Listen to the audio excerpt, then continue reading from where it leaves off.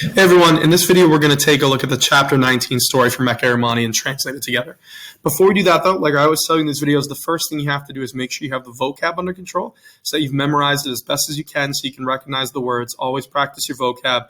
And then you want to make sure that you've read through the chapter 19 grammar. So chapters 19, 20, and 21 are all basically covering the same idea, perfect tense. So you want to make sure that you've read through it, that you're getting the basics of what you're seeing. If you want to watch my chapter 19 grammar video, feel free, but do whatever you have to do to make sure that you've got a decent sense of what perfect tense is and how to recognize it, because this story is filled with perfect tense verbs and you want to be able to catch them and understand them. The other thing you want to do is once you have that under control, you're feeling good about the grammar and the vocab, you want to find a classmate, find anyone who can read this back to you. You want to read the story to them to practice your pronunciation, and then you want to have them read the story back to you so you can listen and hear it, because you're going to catch a lot of these patterns on perfect tense just by hearing the language spoken out loud. So find that partner, make sure you're reading, you're listening, you don't want to neglect those skills. It'll all help you when it comes time to translate, right? And you'll catch a lot of these patterns just by hearing things. Before we dive in though, we want to make sure that we're feeling pretty good about the perfect tense because, again, this is something new and it does show up a lot in this chapter. So you want to make sure that you understand it so that you can translate it. So you want to take a step back and remember the word tense comes from the Latin word tempus, which means time. So a tense is just telling you when an action happened. So far, everything we've read has been present or imperfect tense. So present is when the action is happening right now. Imperfect is an action that happened, in the past, but it was over a period of time. An uncompleted action is kind of one way to think about it. In this chapter, you're getting introduced to the perfect tense. This is another action or another tense in the past, but it represents completed action. So you can kind of hear the connection between perfect and imperfect in the names. Imperfect means an incompleted action, right? One that's not complete. Perfect, from the Latin perfectus, means a completed action. The example I like to give in class is if you want to know what you did on your third birthday, you could go back and look at a photo of you blowing out the candles, right? A snapshot moment in time of you blowing out those candles. Or you could go back and watch a video, right? The video is showing you past action over a period of time in the past. So that's getting at the idea of what the difference between these two tenses is. But you want to remember it's complete versus incomplete action. Both of them are happening in the past, which is why Ecce Romani puts these two together.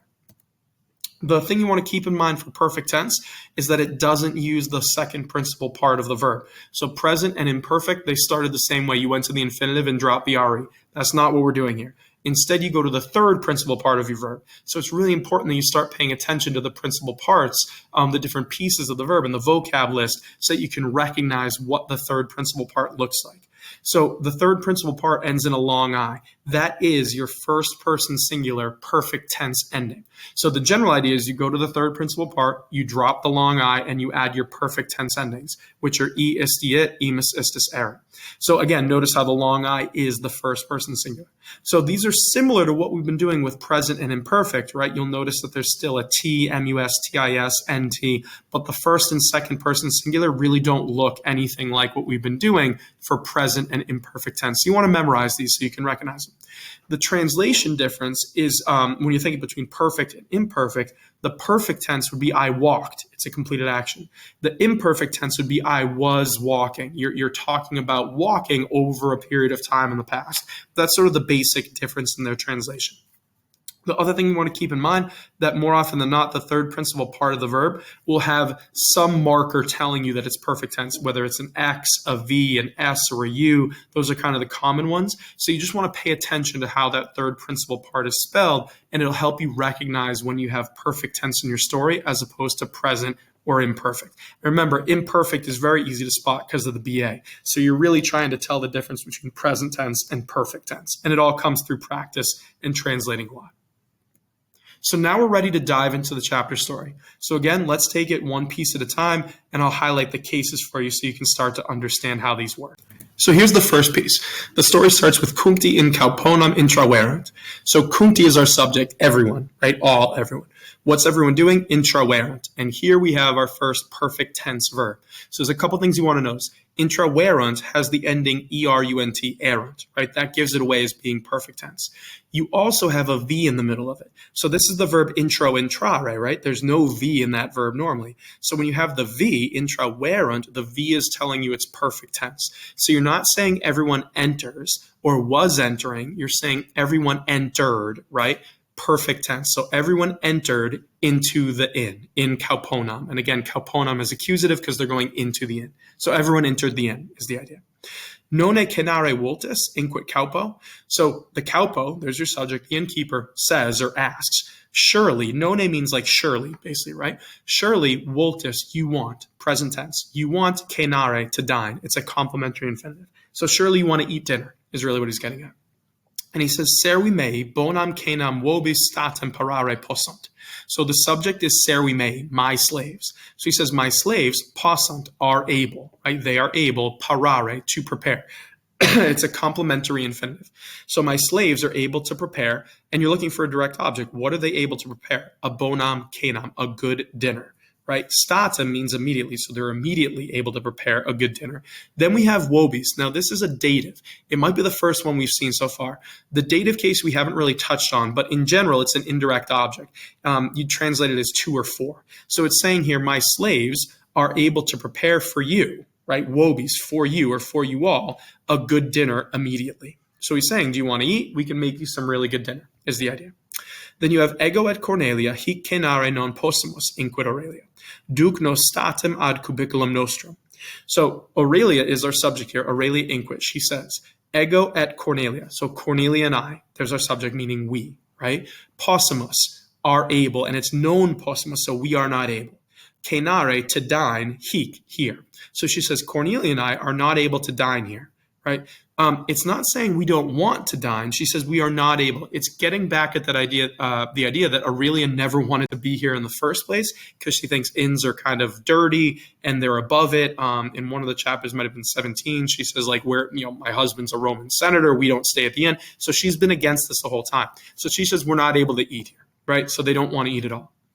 Then she says, Duc nos, lead us. Duc is the imperative. It's a positive imperative and it's singular. So she's commanding one person, in this case, the innkeeper, to lead, right? She says, lead us immediately, staten. Where does she want the innkeeper to lead them? Ad cubiculum nostrum, to our bedroom. So she says, we can't eat here, right? We're not going to eat here. We're not able to eat here, really. And she says, lead us immediately to our bedroom. Then you have servos kaupo statim usit cenam Cornelio et Marco et sexto parare. So the innkeeper, kaupo, there's our subject. He immediately ordered. So again, usit is the verb ubere, but there's no B here anymore. It got replaced with an S, in this case, the double S. That's perfect tense. You're not saying he orders or was ordering, but he ordered. Again, it's a completed action in the past. So he ordered. Who did he order? The servos, the slaves. That's our direct object. So he immediately ordered the slaves. And again, when we have this construction of ordering someone, we always say you order someone to do something, right? So he ordered the slaves to do what? Parare, to prepare. There's your infinitive. To prepare what? We need a second direct object. Cana, the dinner. So you put it together, you're saying the innkeeper immediately ordered the slaves to prepare dinner, and then we have three datives, for Cornelius and for Marcus and for Sextus, right? So these are the three people who are eating dinner, the dad, Cornelius, and the two sons. They're going to stay and have dinner. So Aurelius says, we're not able to eat here. He ignores her. The innkeeper says, fine. He tells his slaves, make dinner for everyone who is staying, right? Cornelius and the two children, okay? Then you have ipse Aureliam et Corneliam ad cubiculum duxit. So ipse, he himself, that's our subject. It's referring to the kaupo. So he himself duxit. Again, here we have an X in the middle of it. It's perfect tense. This is duco ducere, but instead of a C, we have an X. So it's not he leads, it's he led. Perfect tense, right? He led who? Aurelia and Cornelia. There's our direct object going with duxit. He led Aurelia and Cornelia ad cubiculum, towards the bedroom. And again, you want to get good at catching duxit being perfect tense. And with more practice, you'll see this as you go. And finally, we have Aurelia, ubi alterum duorum lectorum vidit gemuit. So Aurelia is our subject. Then we have a side thought. We have ubi, when, right? So it's sort of a separate clause. So when when she saw. And again, this is perfect tense, right? You can tell it's perfect tense because one way to tell is everything has been perfect tense so far. So it just makes sense that it would continue. That's probably the easiest way to say it with the context, right? But it's getting at this idea that she saw something, right? Not that she sees, but she saw. So really, when she saw, alterum, one of, is the idea. So alterum means one of two things is kind of the idea. So you're saying when she saw one, alterum, of the two beds, duorum lectorum. So when she sees one of the two beds that they put in the bedroom, gemuit, she groaned. Again, gemuit is perfect tense. You can tell because of the U in front of the IT. So both of these things are in the past. She saw one of the two beds and she groaned. Then she says, hic lectus est sordidus inque, neque ego neque Cornelia mea in sordido lecto dormire potest. So she says, hic lectus, this bed, is dirty, est sordidus, right? That's the reason she groaned. But now we're back into present tense because the action's happening now. So this bed is dirty, she says, all present tense. Then you have neque, neither nor. So neither I nor Cornelia, nor my Cornelia, Cornelia mea. So she says, neither I nor my Cornelia potest are able, dormire, to sleep, right? So she says, neither me nor my daughter basically are able to sleep in sordido lecto, in a dirty bed. It's ablative because you're showing position in the bed, not into, but actually physically in or on the bed, you might say. Then you have necesse est alium lectum in cubiculum movere. It is necessary, necesse est, to do what? Movere, to move. So she says it's necessary to move, and again, you have to say to move what? Alium lectum, another bed, in cubiculum, into the bedroom. And again, cubiculum is accusative, so you're saying into the bedroom, right? So she says you got to get another bed, is the idea, because this one's dirty. Caupo responded, cur me reprehendis, multi viatores ad meam caponam venire solent. So the innkeeper responds. Here, you could probably keep it present tense, right? Because the action's happening right now. So he responds and he says, why are you scolding me? Reprehendis, right? You scold, because he's talking to Cornelia. Me is the direct object. So he says, why are you scolding me? Why are you yelling at me? It's the idea. Multi viatores, there's your subject. Many travelers, right? Nominative plural. So many travelers, solent venire, are accustomed to coming, is the idea. So many travelers are accustomed to coming ad meam caponam, to my inn. So he says a lot of travelers usually come to my inn, is the idea. Nemo, that's our subject. Nemo reprehended. So nobody scolds, reprehended.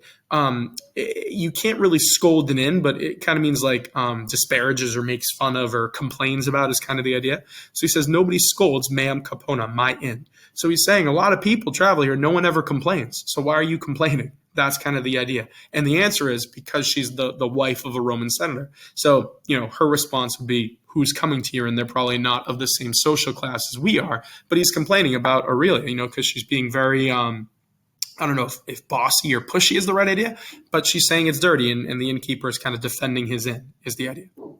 Then you have Yam advenet Eucleides. So now Eucleides arrived. Right? So Eucleides shows up. Ubi Aurelia rem explicavit, Eucleides quoque caponam reprehendit.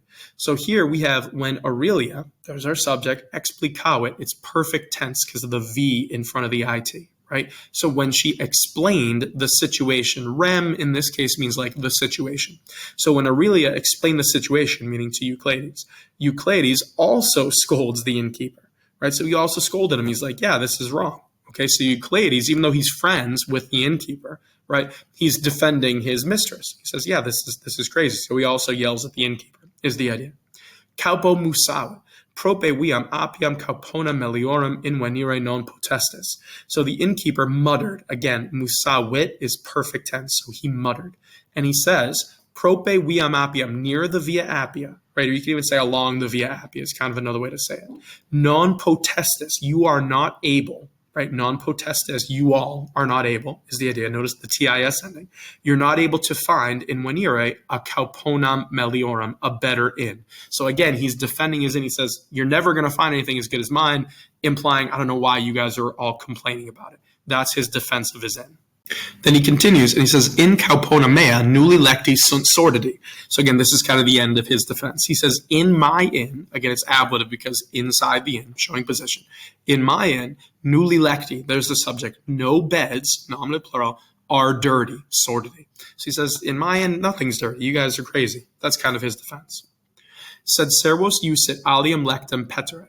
So meaning even though he doesn't agree, he ordered, yusit, again, perfect tense because of that double S instead of in front of the IT rather. So he ordered who? Servos, the slaves, to do what? Again, remember when you have ordered, you order someone to do something. So he ordered the slaves, petre, to look for alium lectum, another bed. Brevi tempore, servi alium lectum in cubiculum portaverum. So brevi tempore, in a short time, it's ablated because you're showing time, right? So in a short time, the slaves, servi, portaverunt, perfect tense, because you have the V in the middle of that verb and you have the erunt ending. So they carried, right? They carried what? Alium lectum, another bed in cubiculum, into the bedroom. So in a short time, the slaves carried another bed into the bedroom.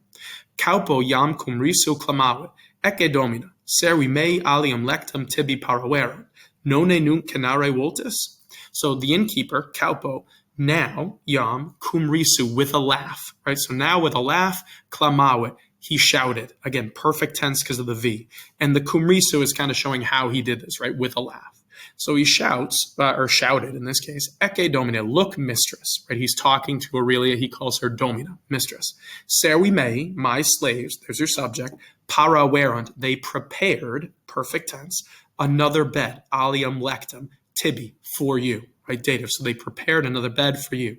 Surely now, nonne nunc. So surely now, cenare voltis, you all, because it's talking about her and Cornelia, you all want to dine, to eat dinner. It's the same question he asked her early in the story. So he says, now that everything's clean and you're ready, surely now you want to come eat dinner. Ego non iam esurio, inquit Cornelia, volo tantum cubitum ire. So Cornelia says, I, ego, non iam esurio, am no longer hungry. Esurio means I am hungry. Non iam is no longer. So she says, I'm no longer hungry. Kind of, I've lost my appetite. Probably because there was a dirty bed. Again, she's saying, I don't like it here, right? I'm not going to eat because this is a dirty inn. That's kind of her response. She says, Volo, I want only tantum. I only want cubitum ire, to go to bed. It's a complementary infinitive. What does she want to do? Cubitum ire, to go to bed. Then you have ego quoque incit Aurelia, sum valde defessa. So again, that's Cornelia who said that. Sorry, in the previous sentence, the daughter says, I just want to go to bed. Now Aurelia, the mom, says the same thing. Ego quoque. I also, or I too, am tired. Sum defessa. Valde means very. So she's saying, I'm also very tired. I don't want to eat. So neither one of them wants to eat because they're saying they're tired. They just want to go to bed. Non cenaverunt Aurelia et Cornelia sed cubitum statum ierunt. So cenaverunt is our verb. It's perfect tense. So, and it's got known in front of it. So you're saying they did not dine. The subject is Aurelia and Cornelia. So Aurelia and Cornelia did not eat dinner, but they immediately, statum ierunt. There's our perfect tense. They went. Cubitum ierunt. They went to bed, right? It's the perfect form of cubitum ire. So again, they didn't eat dinner, but they immediately went to bed. Aurelia mox dormiebat, said Cornelia vigilabat. So now we come in with the imperfect tense. Aurelia soon was sleeping. Again, you're talking about an action in the past that wasn't completed, right? You're not saying she slept, but she was sleeping. It's in the past over a period of time. So soon she was sleeping, but Cornelia was awake or was staying awake. Vigilabat.